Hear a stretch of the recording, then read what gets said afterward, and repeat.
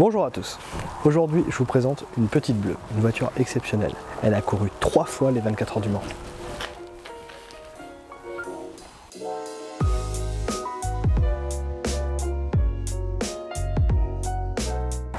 Premier point, on va parler un peu de la technique de cette petite voiture. C'était à l'époque où les 24 heures du Mans on pouvait les faire avec un tout petit moteur. Là il n'y a que 702 cm3. Malgré tout, il est vaillant, il sort 85 chevaux. Vous allez me dire que c'est pas beaucoup. Mais si le châssis poutre il est en acier, la carrosserie est entièrement en alu et la voiture ne pèse que 475 kg. C'est rien du tout.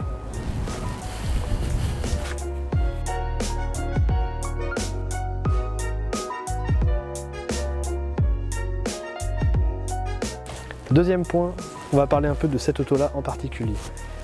Elle est d'une authenticité rare, c'est le châssis 1091. Il a couru 3 fois aux 24 heures du Mans. Le pire, c'est qu'il a gagné 2 fois la victoire. Attention, pas la victoire au général, non, mais la victoire à l'indice. Et ça, c'est déjà vachement bien.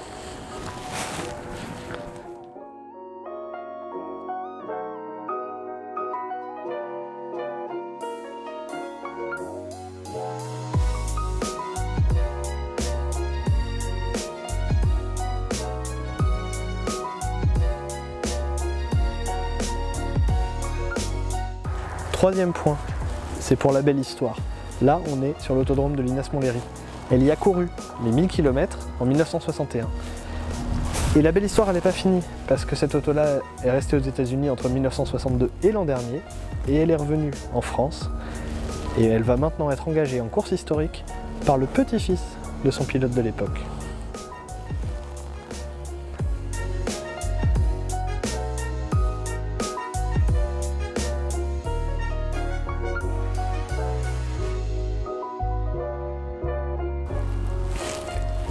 Mais on va parler un peu de la conduite de notre auto.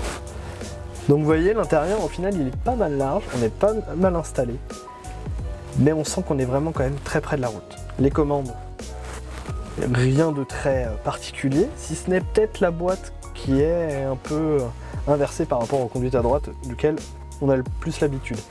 Évidemment pas de compteur de vitesse, mais un compte-tours, et puis un moteur qui se fait entendre, un vrai moteur, un bicylindre qui demande à monter dans les tours. Simple, avant 3000 tours, il se passe pas grand chose. Après 3000 ça se réveille, après 4000 c'est bien, et après 4005 c'est génial. La direction, elle est lourde, mais en même temps, elle est reliée directement au train avant. C'est un feeling qui est génial. Très vive, on sent qu'elle est légère, on sent qu'elle tape un peu quand même sur l'anneau de vitesse. Franchement, un régal. Allez, je la démarre.